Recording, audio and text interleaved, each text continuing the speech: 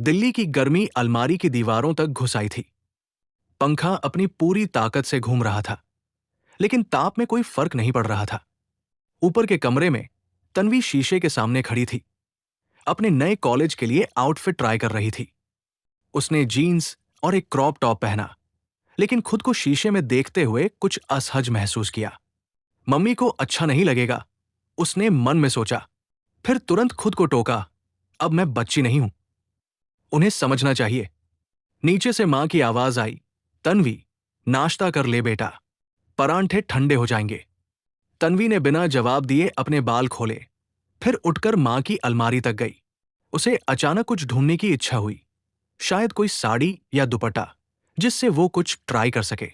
अलमारी खोलते ही पुराने कपड़ों की महक उसके चेहरे पर चढ़ गई। अंदर एक हल्की गुलाबी साड़ी लटकी थी, बहुत साधारण, लेकिन उसमें कुछ था, कोई कहानी, कोई छुपा हुआ राज। तन्वी ने साड़ी को उठाया और जैसे ही उसे हाथ में लिया, उसे साड़ी में कुछ अलग महसूस हुआ। किनारों पर हल्का घिसाव, जैसे कई बार पहनने से साड़ी थक चुकी हो। लेकिन इससे भी ज्यादा उसे शर्म आई। मां ये क्या पहनती है? कितना आउटडेटेड है ये सब। क्या जरूरत है अभी ऐसी साड़ी संभाल कर रखने की? उसे गुस्सा सा आया। उसने साड़ी को जमीन पर फेंका और कमरे से बाहर निकल गई। जब वो नीचे पहुंची, मां रसोई में खड़ी परांठा सेंक रही थी। वो सादी सलवार में थी, चेहरे पर हमेशा की तरह थकी मुस्कान। क्या हुआ? मां ने पूछा। तन्वी ने ठंडी आवाज में कहा, कुछ नहीं। आप अब भी वो पुरानी गुलाबी साड़ी क्यों संभाल कर रखते हो? कितनी अजीब लगती है। मां चुप रही। उन्होंने परांठा पलटा, आंच धीमी की और फिर तन्वी की ओर देखा। वो साड़ी मेरी पहचान है, उन्होंने बस इतना कहा। तन्वी ने ठंडी नजरों से देखा। शर्म आती है मम्मी, आप कभी भी जरा सा स्टाइलिश बनने की कोशिश नहीं करती। मां मुस्काई, लेकिन इस बार वो मुस्कान थकी हुई नहीं थी। उसमें कोई गहराई थी, कोई दर्द। एक दिन बताऊंगी उस साड़ी की कहानी। उस दिन तुम शायद खड़ी नहीं रह पाओगी। तन्वी ने हंसते हुए कहा, ड्रामा क्वीन।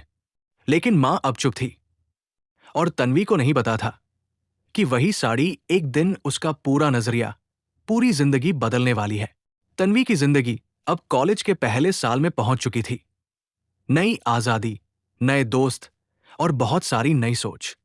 दिल्ली यूनिवर्सिटी की भीड़ में उसे वो एहसास मिलता था कि वो किसी भी दायरे में कैद नहीं है। उसने खुद को फैशन में ढाल लिया था। सोशल मीडिया पर फॉलोअर्स बढ़ रहे थे और हर दिन की कहानी में नया स्टाइल, नया फिल्टर होता था। क्लास के बाद कैंटीन में उसकी दोस्त नेहा ने पूछा, तेरी मम्मी आजकल क्या कर रही है? कुछ करती है या सिर्फ घर संभालती है? तन्वी ने बिना सोचे जवाब दिया, कुछ नहीं यार, बस पुराने ख्यालों की है। वही साड़ी वाड़ी पहनती रहती है, कभी बाहर नहीं जाती, न कोई सोशल लाइफ। नेहा ने हंसते हुए कहा, old school moms are such a buzzkill. Tanvi भी मुस्कुराई, लेकिन अंदर कुछ खटक गया। बस्किल? हाँ, यही तो लगता था उसे। उसकी मां, पुराने जमाने की, पुराने कपड़ों की, पुरानी सोच की एक तस्वीर। उसी रात जब वो घर लौटी, मां पूजा की थाली लेकर बैठी थी। तन्वी ने देखा कि उन्होंने वही सादी गुलाबी साड़ी पहन रखी थी। फिर वही साड़ी? तन्वी ने चिढ़कर कहा। मां ने कुछ नहीं कहा, बस दिया जलाया, आंखें बंद की और गहरी सांस ली। इसमें कुछ खास है, मां ने धीरे से कहा, तू समझेगी नहीं, ये पहनने की चीज नहीं, ये मेरी जिंदगी की कहानी है। तन्वी ने आंखें तरेरी। आप हर बार कोई राज वाला चेहरा क्यों बना लेती हो? अगर इतनी बड़ी कहानी है तो एक दिन साफ साफ बता क्यों नहीं देती? मां ने आंखें खोली। तू तैयार नहीं है सुनने के लिए? मैं तैयार हूं। मम्मी, इस साड़ी का क्या सच है? आप किसी महारानी की बेटी थी क्या? मां की मुस्कान इस बार बुझी हुई थी।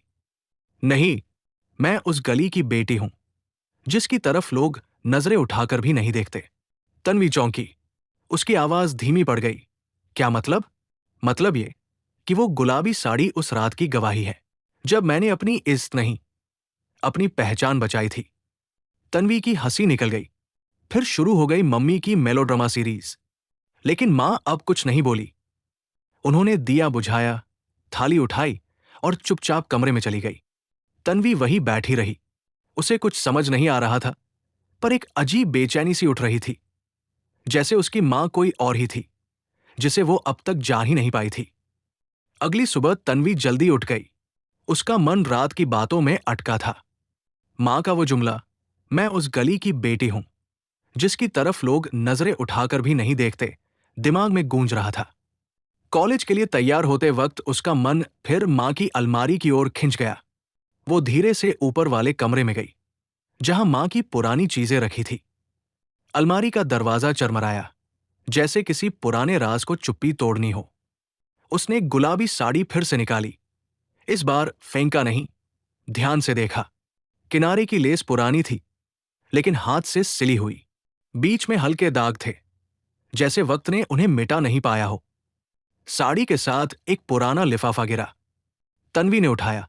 उस पर लिखा था, शबनम, मोहल्ला नंबर 17, गली गुलाबबाड़ी, बनारस। तन्वी चौंकी। शबन, ये कौन है? और मां का नाम तो पूजा है। लिफाफे के अंदर एक ब्लैक एंड व्हाइट तस्वीर थी। एक जवान लड़की, भारी काजल, गहरे लाल होंठ और वही गुलाबी साड़ी पहने। उसके पीछे एक नीली खिड़की थी, जिस पर लिखा था, मधुर मिलन कॉटेज। तन्वी की सांसें तेज हो गई। उसने तस्वीर पलटी। पीछे लिखा था, शबन, पहली बार साड़ी पहनी 1995। उसने मां की अलमारी और खंगाली। पुराने स्कार्फ, चूड़ियां और कुछ पुरानी डायरी जैसी कॉपियां। उनमें से एक किताब में कुछ हाथ से लिखा था, हर कोई मुझे नाम से जानता था, पर मैं नाम से नहीं, काम से बदनाम थी। तन्वी को जैसे झटका लगा। ये सब क्या है? वो नीचे भागी। मां किचन में काम कर रही थी। उनके चेहरे पर वही साधारण सी मुस्कान। मम्मी, उसकी आवाज कांपी। क्या क्या आप कभी? शबन थी। मां का हाथ रुक गया। पल भर के लिए उनकी आंखें तन्वी की आंखों से मिली, और उस पल में जैसे कोई दीवार ढह गई। मां ने गहरी सांस ली। तू तैयार है? तो सुन। हां, मैं शबन थी, लेकिन वो नाम मेरा नहीं था, मुझे दिया गया था। उस गली में, जहां इज्जत बिकती थी और ख्वाब मरते थे। तन्वी की टांगे जवाब दे गई। वो वही जमीन पर बैठ गई। मां पास आई। हाथ में एक कटोरी हल्दी वाला दूध था। उन्होंने वो मेज पर रखा और कहा, अब सुन, क्योंकि अब तू मेरी बेटी है नहीं सिर्फ, अब तू मेरी कहानी की वारिस भी है। शीर्षक, वो साड़ी जो सच उघाड़ गई। तन्वी कई मिनट तक कुछ नहीं बोल पाई। मां चुपचाप पास बैठ गई। कमरे में सन्नाटा था, बस दीवार घड़ी की टिक टिक चल रही थी। तू सोच रही होगी कि मैंने ये सब क्यों छुपाया, मां ने कहा, क्योंकि सच हमेशा सबका नहीं होता। किसी का सच किसी का तमाचा बन जाता है। आपने कभी बताया क्यों नहीं? तन्वी की आवाज बिखरी हुई थी।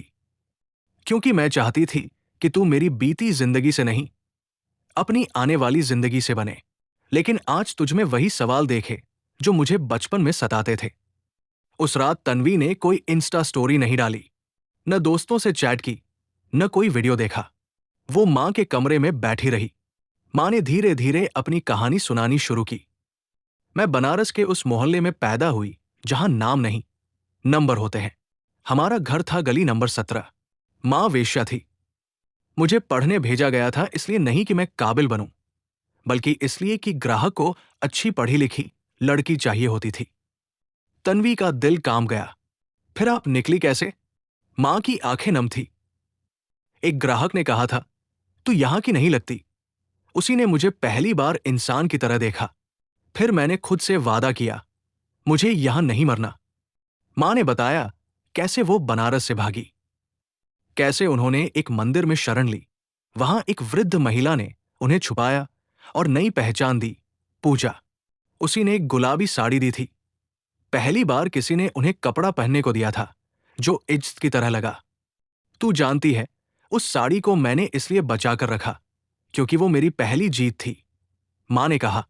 तन्वी ने उस रात वो पुरानी तस्वीर बार बार देखी। अब उसे शर्म नहीं आ रही थी, उसे गुस्सा आ रहा था उस दुनिया पर जो किसी के सच को गाली बना देती है। अब मां और बेटी के बीच दीवारें गिर चुकी थी। तन्वी ने मां से कहा, आपको ये सब छुपाना नहीं चाहिए था, आपको गर्व करना चाहिए। मां मुस्काई। गर्व वो कर सकता है जिसे सुनने वाले हों। अब तू है, तो मैं कह सकती हूं। कॉलेज में अगले दिन तन्वी ने एक सेमिनार में वॉलंटियर किया। वहां थीम था अनसंग हीरोइंस।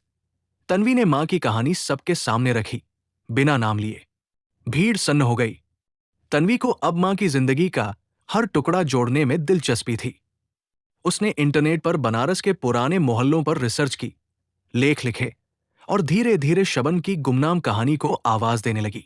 मां ने फिर एक दिन बताया कि उसकी मां यानी तन्वी की नानी एक कलाकार थी, लेकिन समाज ने उन्हें सिर्फ जिस्म में देखा। मेरी मां कहती थी, हम भी इंसान हैं, लेकिन हमें किरदार नहीं, किराया मिलता है। मां ने बताया कैसे वो उस वृद्ध महिला के साथ दिल्ली आई, मजदूरी की, सफाई की और धीरे धीरे सिलाई सीखकर अपना खुद का काम शुरू किया। शादी नहीं की, क्योंकि डर था कहीं कोई फिर से उसे तोड़ न दे। एक दिन तन्वी मां को एक सार्वजनिक कार्यक्रम में ले गई, वीमेन ऑफ वर्थ। वहां मां ने वही गुलाबी साड़ी पहनी और पहली बार पूरे गर्व के साथ मंच पर गई। मां अब स्थानीय एनजीओ के साथ जुड़ गई, वेश्यालय से निकली महिलाओं को हुनर सिखाने लगी। अब मैं किसी की कहानी नहीं, किसी की शुरुआत बनना चाहती हूं। मीडिया ने मां की कहानी उठाई, कुछ ने तारीफ की, कुछ ने सवाल, लेकिन मां अब नहीं डरी। जिसने झेला हो वो अब डरता नहीं।